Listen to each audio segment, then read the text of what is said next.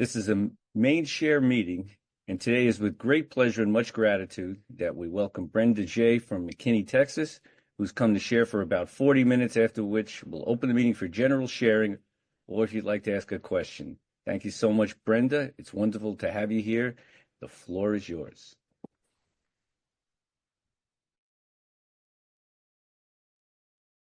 God, I offer myself to you to build with me and to do with me as you will. Relieve me of the bondage of self,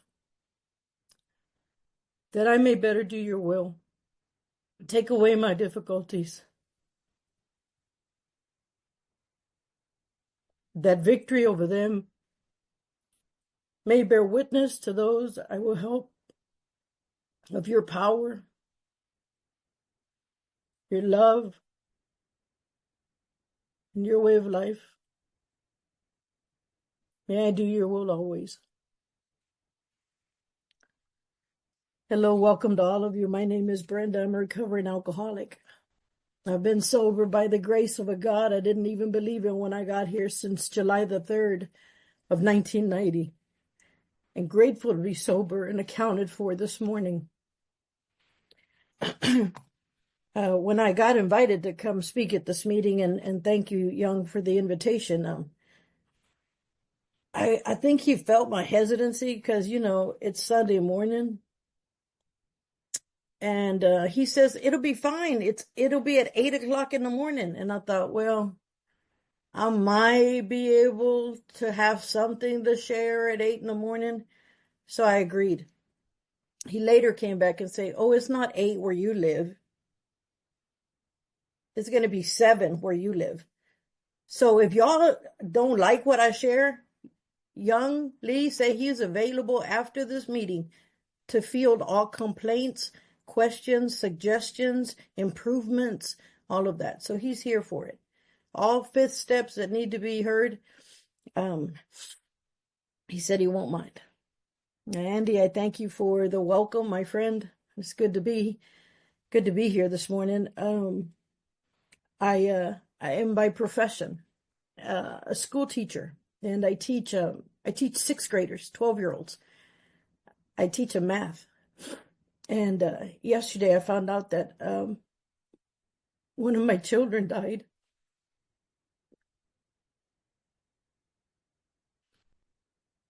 And so I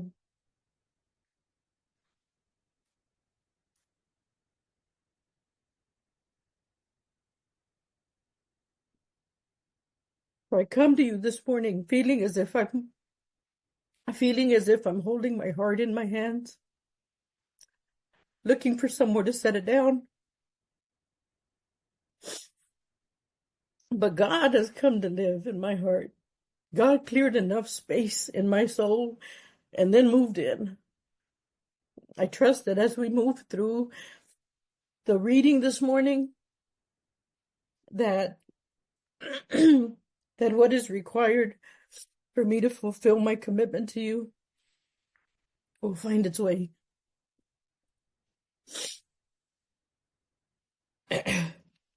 I'm here this morning because I'm giving it a go to live one day at a time. I've committed myself to enjoying one moment at a time, and to accept that hardships truly are the pathway to peace.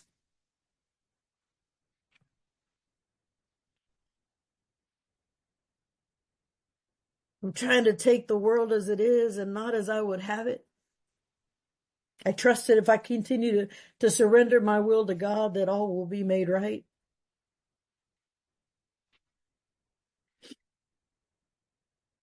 That I might be reasonably happy with God in this life, and supremely happy forever with Him in the next.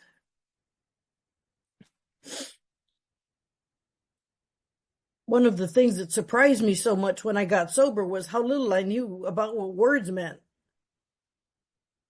I came up with sponsorship that required that I carry a dictionary along with my book. I can't afford to leave the house without the directions. You will still more than likely see me now with 34 years with a book in hand, a book in my car, a book where I work, because I don't want to wander around without the directions. And I carried a dictionary for many, many years. And it was because I thought words meant one thing, only to come to find out that sober, recovering, recovered, words mean something completely different. And so, that being the case, I looked up the word humility. And the first definition is always the low-hanging fruit for me. Because I have come to understand that every spiritual principle, every step I work, every tradition I practice, every concept I study comes with both a message and a challenge. And so the first definition of humility says, realizing that there's no special importance that makes me better than others. The challenging definition goes on to say, to be respectful in one's self-assessment and behavior. I was all right till they stopped at the self-assessment. Once they threw that behavior in there, you should be able to turn down the volume and watch the way I live my life to know that I am at the end of myself most days. That most days I wake up in the morning and I answer the roll when they say Brenda, Jay, and I say here. Understanding that any success that I have had in my life, whether it be in sobriety or otherwise, is far greater because of the contribution that God has made than it is by anything that I have done.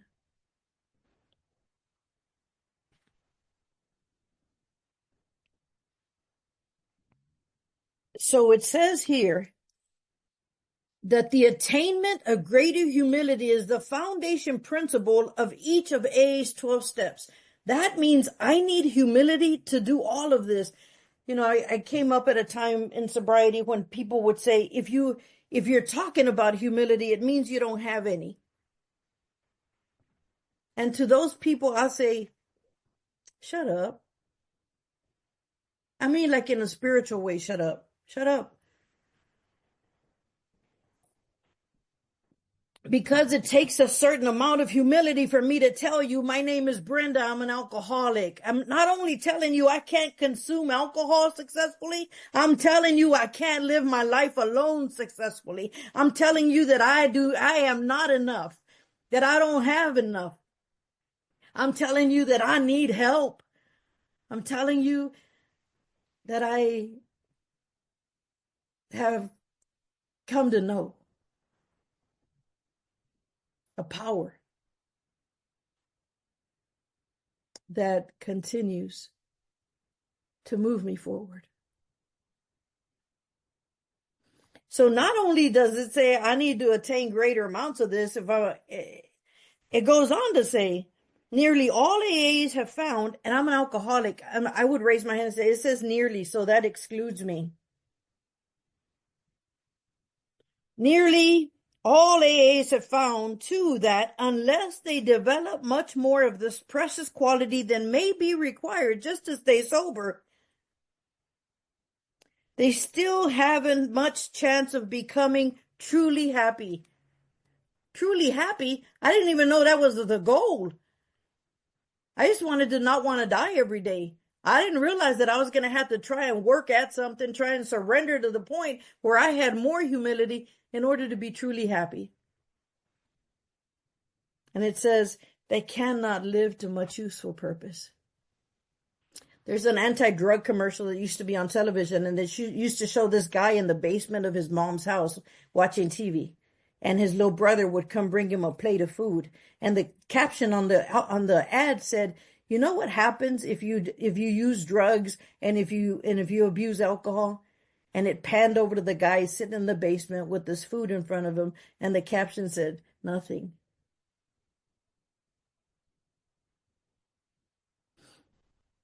I used to think that the worst thing that could happen was that I died, or the worst thing that could happen was that I'd be put in jail. I come to realize that the worst thing that can happen in my active addiction is nothing. To live an entire life and have nothing happen to me. And then it says, they can't live to much useful purpose. And in adversity, I used to define adversity as anytime I didn't get my way. That's not what it means.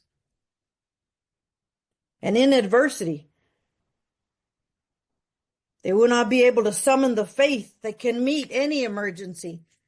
And so the logical question for me then becomes, how do I get more humility? Let me recommend the Google.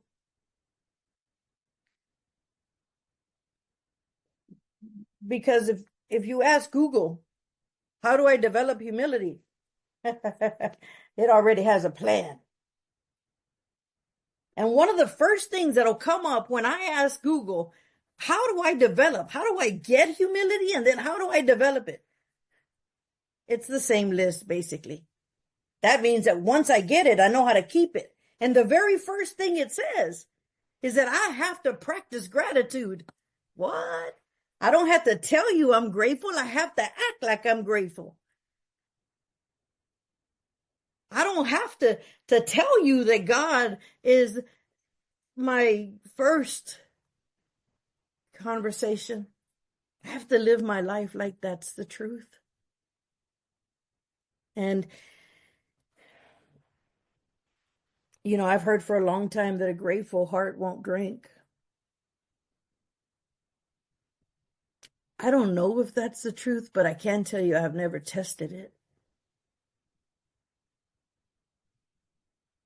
Everything on my gratitude list. You know how when you first get sober, your sponsor's like, make a gratitude list.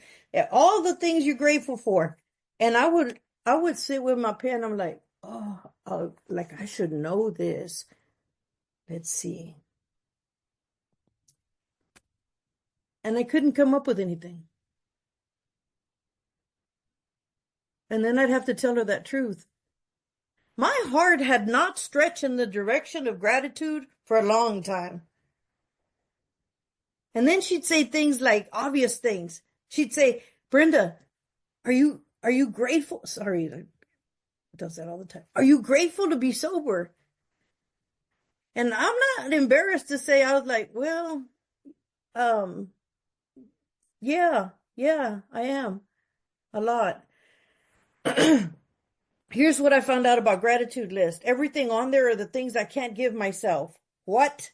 Everything on every gratitude list I've ever made has been comprised of things I can't give myself. And so it talks about practicing gratitude, seeking feedback. Sometimes when people hear me for the first time, when they hear me share in AA, whether in person or on Zoom, sometimes I'm able to get in touch with them and I'm like, look, I need some help from you. And they're like, what? And I'm like, so if you didn't know me, because you don't, and someone asked you, what was her message? What is she like? What would you say? And I give them permission to be completely frank because I need that. And they'd say things like, her hair looks great.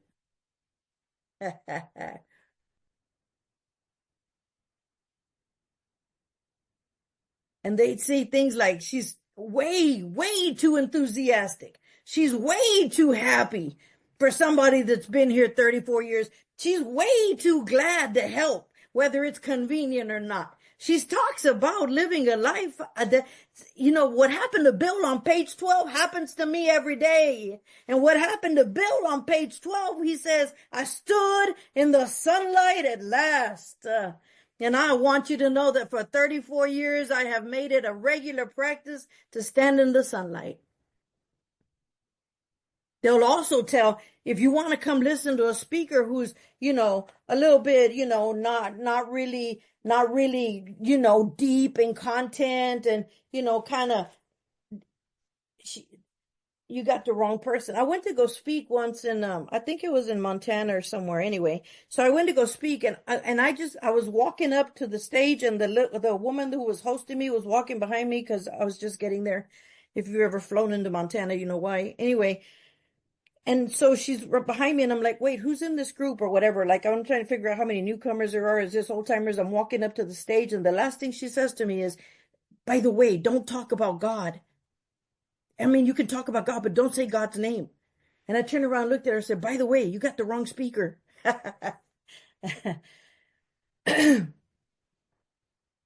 So look, it's early in the morning. I mean, it's 7 here. It's like the middle of the night for an alcoholic, even sober. But I wanted to come on here because it says this is the thing I need for the foundational. This is the thing I need to be more than just sober. This is the thing I need to be able to meet any emergency with love, to meet an emergency with presence, to meet an emergency with substance, to meet an emergency in the present moment. I used to be able to meet emergencies, but it was 10 years after it happened. You know, I talk about the fact that I'm sober and accounted for. What a friggin' miracle for an alcoholic. Present and accounted for. And you know, I usually give this disclaimer before I share, and I only do it when I share my experience, strength, and hope, and not when folks have asked me to speak on a particular reading or topic. But if you will indulge me, my regular disclaimer when I go to share is that I have given myself permission to be imperfect and enough at the same time. I tell the truth about the fact that I almost always need help to maintain a rational perspective. That I reserve the right after 34 years, I reserve the right to cry. I reserve the right to make mistakes. I reserve the right to not always have my answers. And that it is far more important than the time I've been here, what I'm doing with that time now. And humility happens for me when I get to the end of myself. And so the list says, practice gratitude, seek feedback, accept setbacks. What? If I'm set back, to accept that. That sometimes God's answer to me is wait. That I must develop the quality of being able to admit mistakes. And lucky for y'all, I have a lot of practice with that. When I was married, my wife used to love to take care of plants. And there was a plant outside the front door of our apartment. And I would go by it in the morning and it was all open and the leaves were purple. It was fabulous. It was showing out every morning. And in the evening, whenever I'd come home from a meeting or wherever I was, it was all shriveled up. And I thought, oh my God, we didn't water that. And so I went inside and I said, hey, that plant's like dead. She's like, what plant is dead? I'm like, the plant right outside our door. It's all shriveled up. She started laughing. She said the name of the plant was, I don't know what she said, but she said what the plant does is that in the morning when the sun rises, the plant opens up. All the leaves stand at attention as if to, with its own small presence, welcome the light. She said, and then when it's time to sleep, it folds in on itself. It folds in on itself to rest. It turns out that the only thing that was wrong with the plant was what I didn't know about it. Relationships are the same way. When I'm standing in the sunlight of the Spirit, I carry that light with me all the time, and people open to it. I walked into a restaurant once and several people came by to say hello, whatever. And there was an elderly couple sitting in the booth and I looked over and I smiled at them and I went on with breakfast. And then I realized that they were getting up to leave and they came over to the table. And so I stood up and I said, hello. They're like, we were wondering, are you someone famous? They're like, we just noticed that everybody came over here to say hello to you and we didn't know. We sorry, but we don't know you. I said, sir, I am famous. Regrettably, however, it is only in my own mind.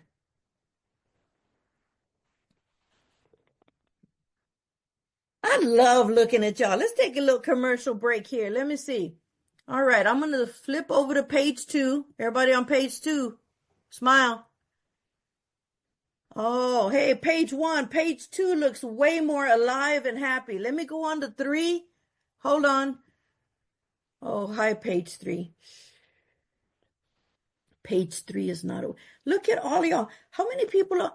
97 people. I did not know 97 people were up at this hour on a Sunday. Good for y'all.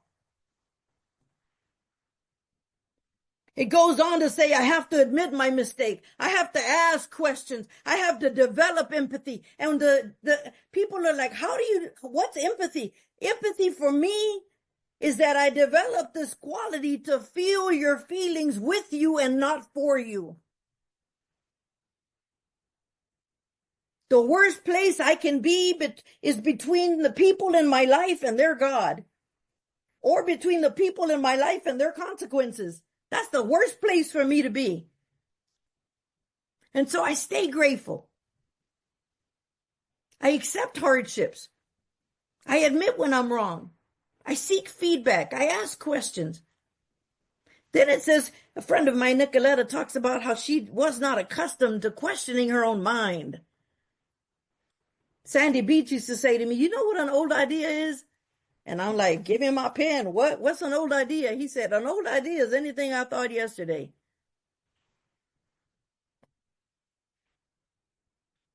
Look, I don't want to come on this meeting today and give anybody the impression that I'm over sober. Oh my God, but I can tell you that. So I teach school, and part of how I teach school is that I make this thing called a T chart with my kids. And at the top, so it's just an actual T on a piece of paper. And at the top, we write what we're trying to do. Kids will say, my parents said I need a better attitude, but I don't know how to get one of those.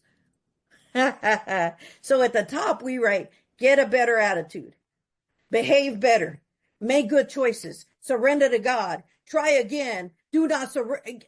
Whatever it is that I'm trying to do, I write it on the top of this T chart. Now, on the left side, I write looks like, and on the right side, I write sounds like. And the question is, if someone has a better attitude, if that's the goal, what does that look like? And what does that sound like? If someone is practicing gratitude, what does that look like? And what does that sound like? It's a great little tool. It works no matter how tall of a kid you are.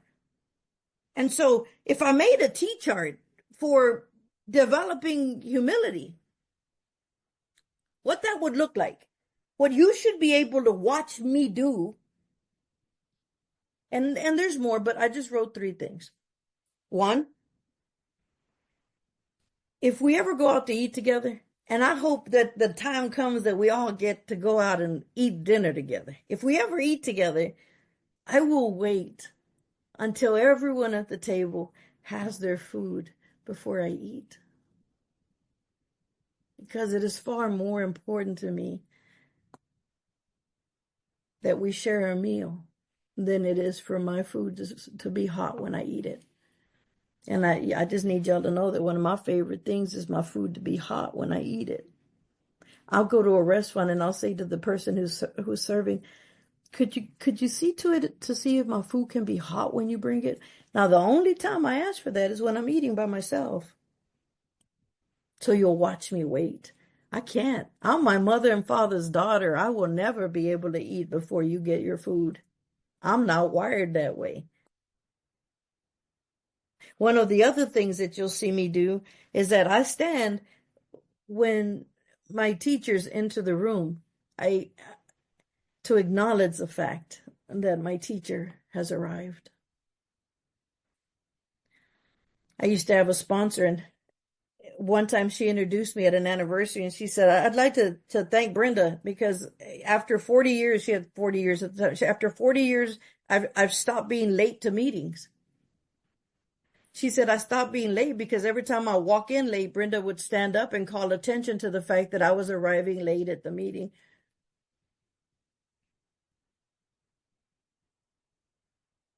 And then the other thing you'll see me doing quite frequently is you'll get to see me apologize to people. If I hurt someone's feelings, it hardly matters if I meant to. If I break someone's trust, it hardly matters if I meant to. Those are the actions in my life that I practice to have humility so that I can have more than just to be sober. I mean, it's not even for like, it's so that I can have a message that has depth and weight.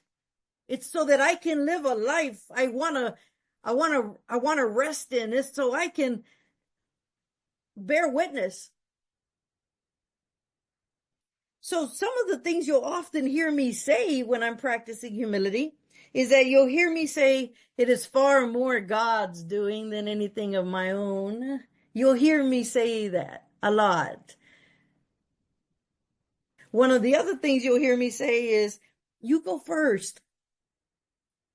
Y'all need to think about that for a minute. An alcoholic who says to another person, you go first. And then one of the other things you'll hear me say is, you make me better. I have friends, I do.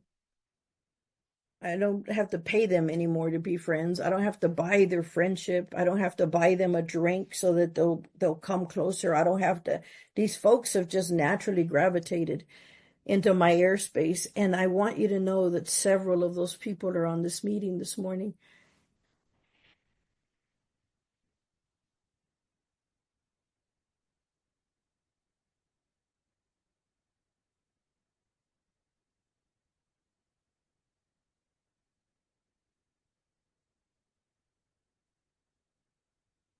They came on this morning because every once in a while I'll be sharing, and God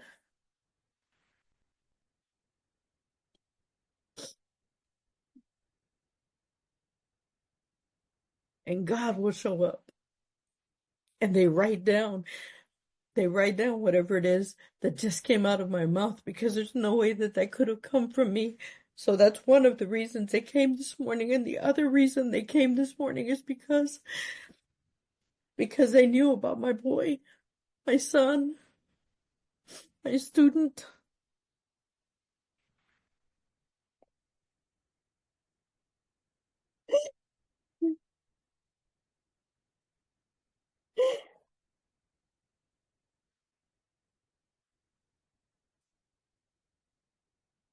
The fact that I teach math, I think the kids learn math quite accidentally because I spend all my time teaching them to be good humans. I teach them to care for one another, to regard one another, to speak the truth. I tell them to take responsibility. Every day I give them a break and I say, please stand up, say hello to folks. Let them know what you're doing. Let them know how you are. Don't tell my principal because we're supposed to be doing math at all times. And before they left on break, I told them what I have told kids for 18 years. That's how long I've been teaching. I tell them before they go on break, I sit down and I talk to them, and I'm like, your parents are not used to having you around all the time. Extend them some grace. Find something to do to make you useful. Find a way to contribute every day. Realize that the holidays aren't about what you are receiving, but rather about what you can give to the moment. Pay attention. And this is some of the things that you can do when you start to feel overwhelmed, because the holidays are overwhelming by nature. Go for a walk. Call a friend. Give your mind a rest. And when I got the notice that my baby had died, I wondered what more I could have given him. I wondered what more I could have said. I wondered if he heard me.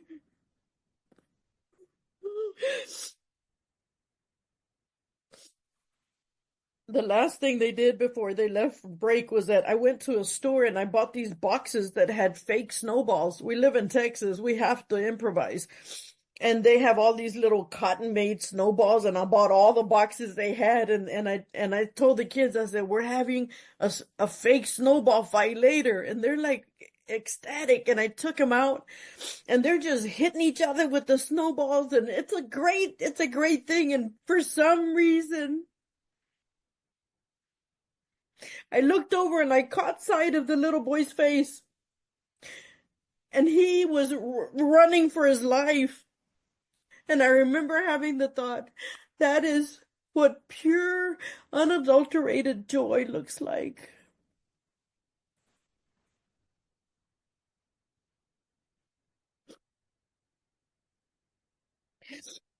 Of course, I mismanaged the clock, and school was over, and I'm just taking them back inside and saying to them, once more, you have all mismanaged the clock.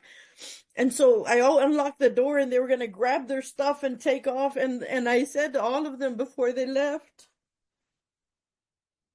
I said, have a good break. I love you.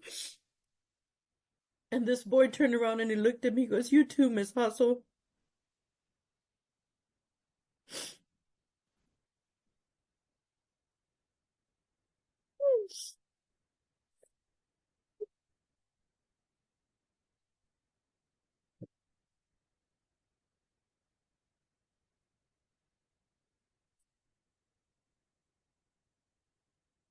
When my mother and father died, my dad died on Christmas Eve of 2004, and my mother died in December 4 years later.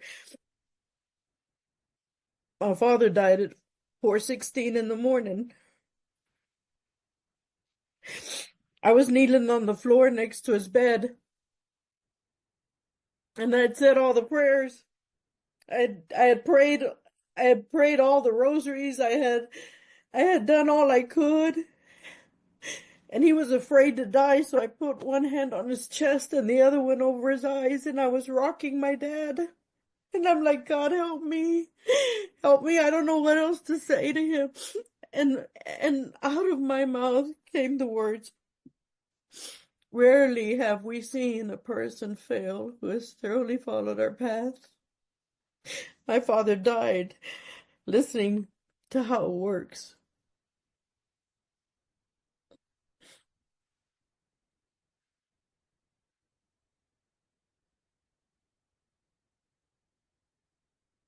My mom, both of my parents, but my mother spent her life in service to God's people. And she would be the spiritual director for women's retreats. She was also a really bad asthmatic. And there were several times in the time I was growing up that it looked like it was the last day. Well, she was on one of these retreats this one time and had a really bad asthma attack, and they called the ambulance, and the priest gave her her last rites, and the ambulance got there, and my mom sat up and she goes, what happened? Who's the ambulance for? And they're like, that's for you. So they can take you to the hospital. My mother said to them, I would rather die right here doing God's will than have survived in the back of some ambulance. So there was no way I wasn't coming this morning.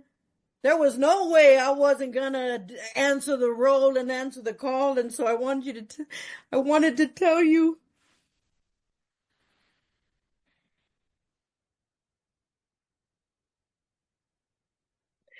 that ever since my father died, and ever since my mother died, and ever since this baby died, I now have not only my purpose in life, I carry their purpose as well. The wind that they're passing created is still the wind under my own wings. I still will come forward at I was talking to a friend of mine and she goes, "Where's this meeting that you're sharing at?" And I said, I think it's in the UK, so it's at a convenient time for them. No, really, I've let it go. I said, I think that it's like a good time for them. And she busted laughing. And I'm like, what's that about? She said, "Brenda, you know those folks are kind of proper. They're not ready for you." Uh, I don't know what time it is, but I can tell you that I always speak until the moment I'm done. So I'm just going to share one more thing with you and then we'll move along.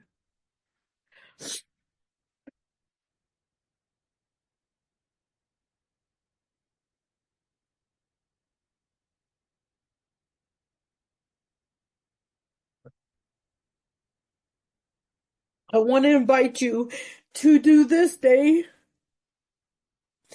What I am going to do on this day,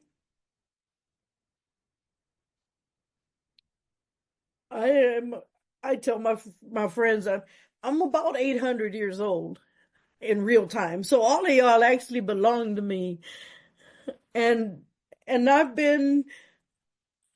like the analogy of a tree, but when the leaves are all present, it feels like if I were a tree, I would be fulfilling my purpose and offering people some shade, offering them a place to lean on and rest. But the trick is that when the wind blows and the seasons change,